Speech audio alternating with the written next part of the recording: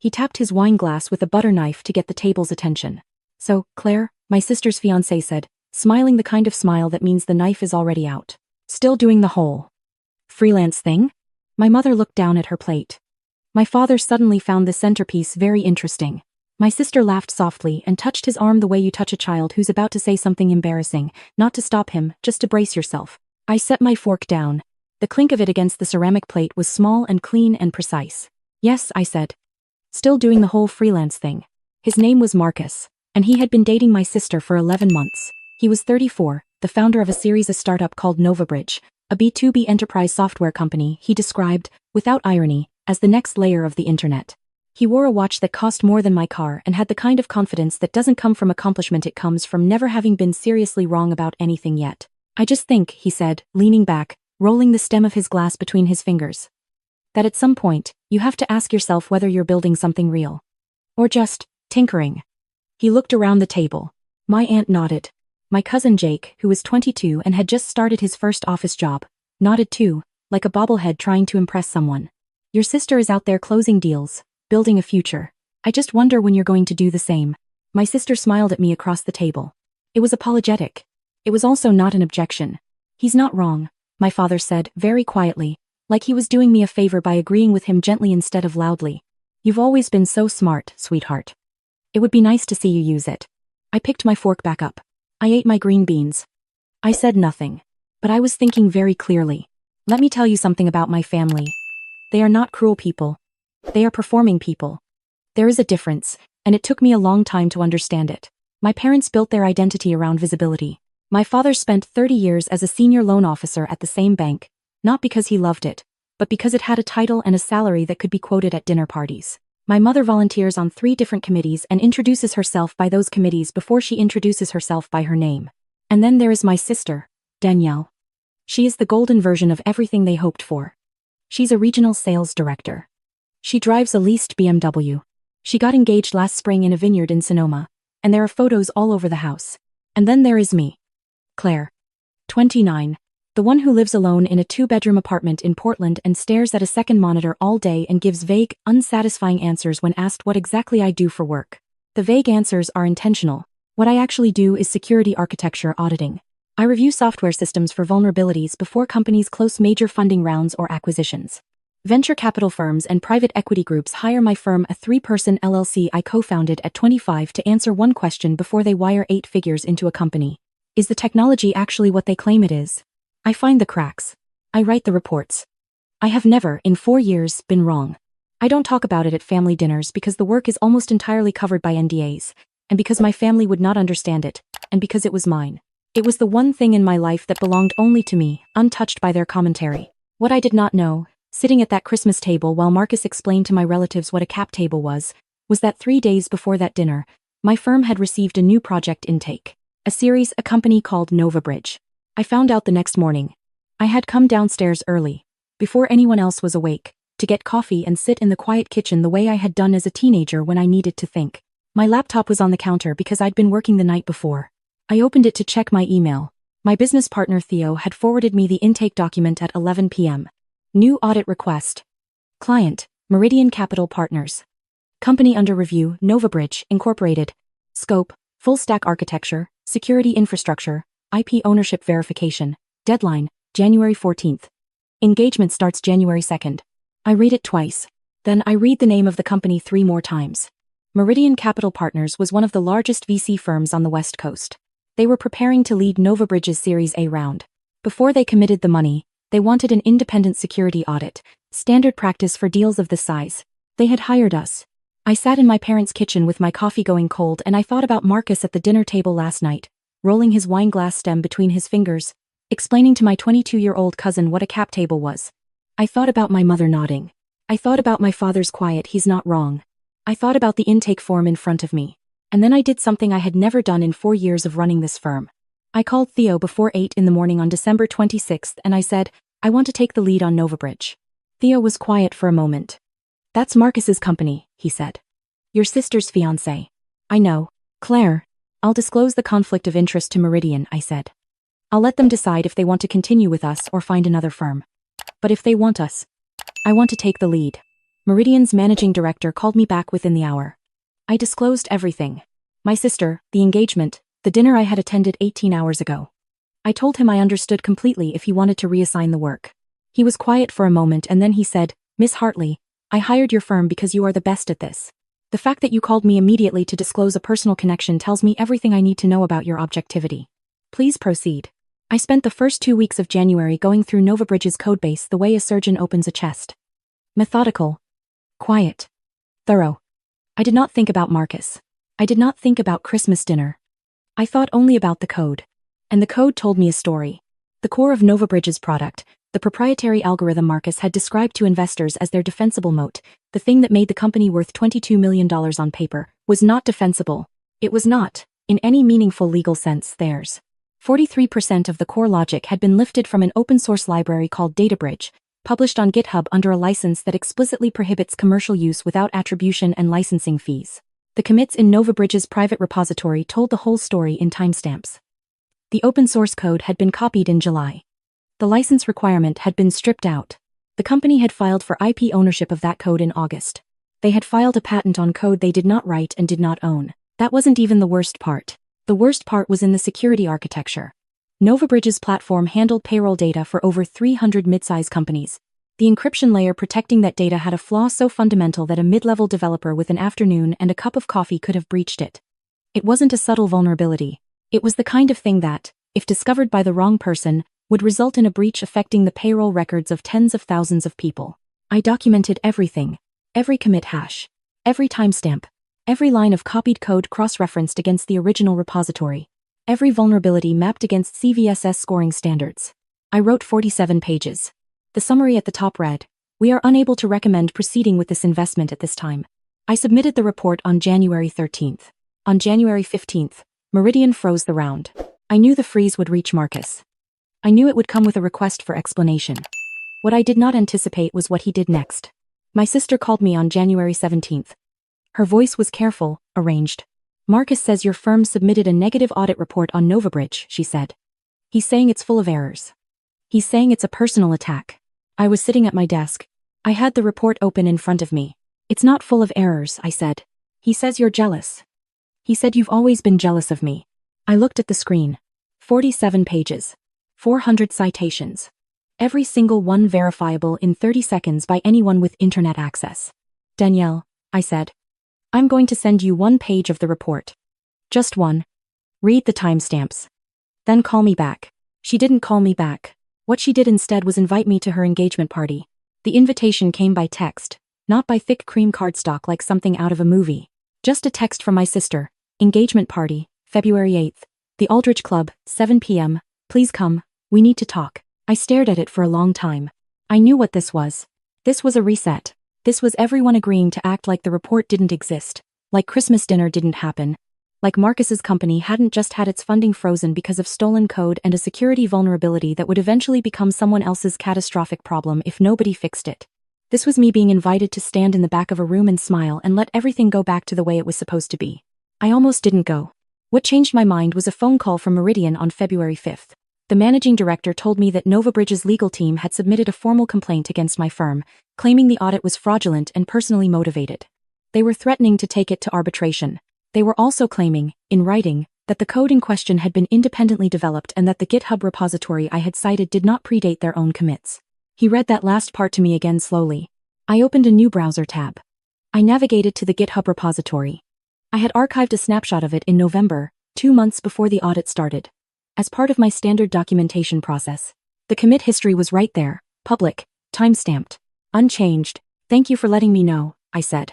I thought about it for exactly as long as it took me to hang up the phone. Then I confirmed my RSVP. The Aldrich Club was the kind of place where the carpet cost more per square foot than most people's rent. My mother was already inside when I arrived, moving through the room the way she moves through every room, with that particular combination of graciousness and strategic positioning. She saw me across the space and something in her face did a calculation. "You came," she said. She kissed my cheek. She lowered her voice. "Please just be normal tonight, Claire. For your sister." "I'm always normal," I said. My father found me at the bar and patted my arm and said he hoped we could all move forward. My cousin Jake was there in a suit that didn't quite fit. A dozen people I half recognized from my sister's life moved in careful orbits around the center of the room, where Marcus stood with his arm around my sister's waist, holding court. He looked the same. The watch. The confidence. The smile that was really an assessment. When he saw me, something moved behind his eyes. It wasn't quite fear. It was closer to contempt dressed up as amusement. "Claire," he said. He extended a hand. "Glad you could make it." I shook it. "Congratulations," I said, and I meant it for my sister, who was watching me with an expression that I could only describe as held breath. The evening moved the way these evenings move. Toasts. Laughter. A slideshow of photos. My sister looked genuinely happy in most of them, and that part was hard to watch, because I knew the night wasn't going to stay this way. Then Marcus took the microphone. He thanked everyone for coming. He talked about my sister in the way men talk about women when they want the room to understand how lucky she is. And then, because he could not help himself, because people like Marcus are constitutionally incapable of passing up an audience, he looked across the room at me. "I also want to address something," he said, and his voice shifted into what I can only describe as a performance of reasonableness. "Some of you may have heard some noise recently about our company. Some claims made by a third-party auditor." He paused. "Let it breathe. I just want to say publicly in front of the people who matter most to me that those claims were wrong. They were motivated by personal grievance, and our legal team is handling it." The room murmured. A few people looked at me. My mother closed her eyes briefly. Marcus looked at me directly. "I hope we can leave that chapter behind us and focus on what actually matters." He raised his glass. "Family." People applauded. My father joined in after a moment. I was standing near the back of the room, holding a glass of sparkling water, and I was thinking about something a professor told me in my second year of grad school. She was teaching a seminar on fraud detection, and she said, "The most dangerous thing a fraudster can do is make their accusers feel ashamed for accusing them. They don't defend the facts. They reframe the accusation as the problem. They make the truth seem like the real offense." I set my glass down on a nearby table. I walked toward the front of the room. I did not ask for the microphone. I just held out my hand to the AV technician who was standing by the equipment, and something in my expression must have communicated that this was happening, because he handed it to me. The room went quiet, the way a room goes quiet when the script changes and nobody has the new lines. Marcus's expression shifted. My sister's hand came up to cover her mouth. "I'm sorry to interrupt," I said, and my voice was even. "I want to respond to what Marcus just said, because I think the people in this room deserve accurate information. Claire." My mother's voice from somewhere to my left. "A warning. The audit my firm submitted to Meridian Capital was 47 pages, I said. "Every finding in it is documented, sourced, and verifiable. But since Marcus raised it here, I'd like to show you just one part." I had my phone in my left hand. I had prepared for this the same way I prepare for any presentation, with documentation, with clarity, and with a backup. I had emailed the key exhibits to the club's event coordinator 48 hours earlier, under the subject line, "Presentation Materials for Hartley, Reeves Party, February 8th. I had called ahead to confirm the projector could display them. The coordinator had confirmed, cheerfully, that everything was set. I nodded at the technician. He looked at Marcus, who was now very still, and then back at me, and then he switched the input. The slideshow of smiling engagement photos dissolved. What replaced it was a side-by-side comparison. On the left, a screenshot from the GitHub repository for DataBridge, the open-source library, with a function highlighted in yellow and the commit timestamp clearly visible. November 14th, 3 years ago. On the right, a screenshot from NovaBridge's own development repository, the same function, the same logic, different variable names, the same structure. Commit timestamp, July of last year. 8 months ago. Below both screenshots, the full text of the open-source license, with the commercial use prohibition highlighted. I let the room look at it. "This is one exhibit," I said. "There are 46 pages of supporting documentation. If anyone would like a copy, I will provide it."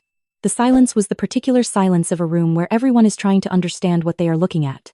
My father was staring at the screen. My mother had both hands over her mouth now. My cousin Jake was looking back and forth between Marcus and the projection with his mouth slightly open. Marcus moved.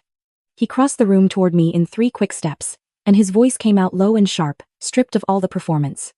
"You need to turn that off right now." "I don't think I do," I said. "That document is under legal dispute." "You have no right.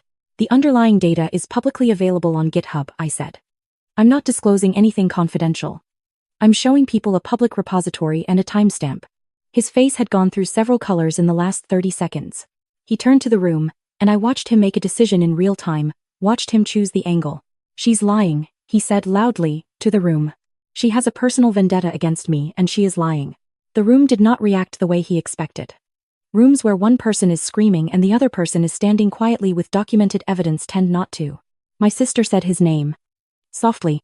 He didn't hear her. Here's what I want to say, I said, still holding the microphone, still keeping my voice at exactly the same register. I didn't want to be here tonight. I almost didn't come. But when someone stands in a room full of people who love your sister and calls your professional work a personal vendetta, in front of 100 people, you get to respond. I looked at my sister. She was crying. Not dramatically. Just quietly, standing very still, with tears running down her face like she had been holding them for a while. Danielle, I said. I love you. That has nothing to do with this. I set the microphone down on the nearest table. And then I walked out. The parking lot of the Aldridge Club was cold and very quiet. I stood next to my car for a moment and just breathed. My phone buzzed. 3 times in a row from my mother. Then my father. Then a number I didn't recognize. Then my sister. I didn't answer any of them. I drove home.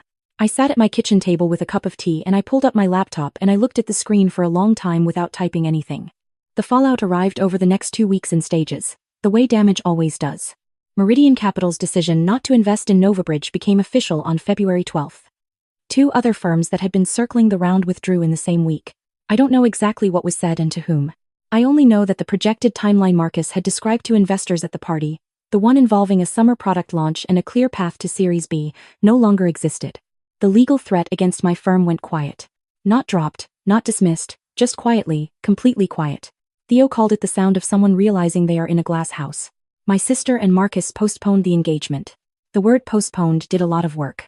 My mother told me over the phone that the invitations hadn't been sent yet, so there was nothing to cancel. Her voice sounded the way voices sound when someone is performing composure because the alternative is too complicated. You didn't have to do it that way, she said. He said it publicly, I said. In front of your friends. In front of Dad's colleagues. She was quiet. I know, she said, finally. And that was all. My father called the next week. Not to argue, not to defend anyone. He asked me to explain, from the beginning, what I actually do for work. I sat on my couch and I told him. The whole thing, the firm, the NDAs, the process, what a code audit actually involves, why companies pay for it, what it costs, what we have found over 4 years. He listened without interrupting, which was not something my father typically did. When I finished, he said, why didn't you ever tell us? Because you would have asked me when I was going to get a real job, I said. He was quiet for a long time. Then he said, that's fair. My sister texted me 3 weeks later. Not a call. A text. It said, I looked at the report. I read the whole thing. Can we get coffee? We met at a place in her neighborhood on a Thursday morning.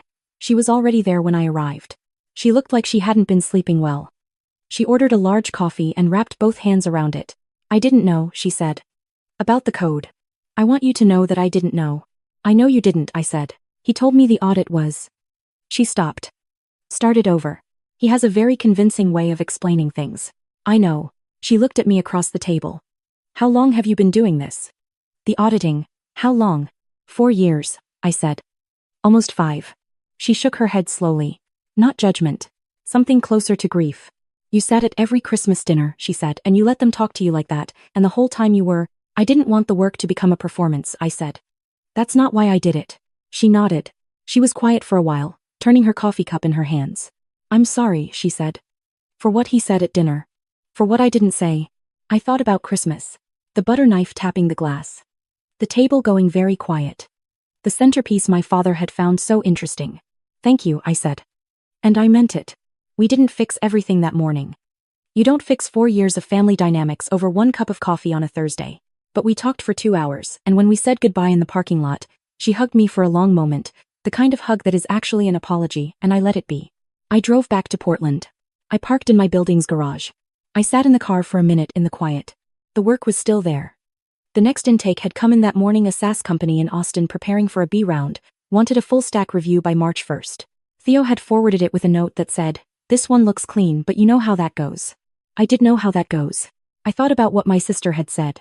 You sat at every Christmas dinner and let them talk to you like that. Like it was something I had suffered. Like silence was the cost. But that's not what it was. I was never suffering in those moments. I was watching. I was learning the shape of things. Who needs an audience, who needs to be the loudest, who builds identity out of what other people think of them and who builds it out of what they can actually do. I know which kind of person I am. I have always known. I opened my car door and went upstairs. I made coffee. I opened my laptop. I looked at the new intake form. I got to work. Here's the thing about quiet people that loud people never understand. We're not quiet because we have nothing to say. We're quiet because we've learned that the people worth talking to will be there when it matters. And the ones who only hear you when you're forced to shout, the ones who need you to blow up a room before they'll look at you, those people were never really listening in the first place. You don't have to earn your own story. You just have to be patient enough to let the whole thing play out. If you've ever been the one they underestimated, the one they talked over, the one they dragged to every dinner just to be the backdrop, I want you to know, the audit always comes out. It just takes the right moment to release it.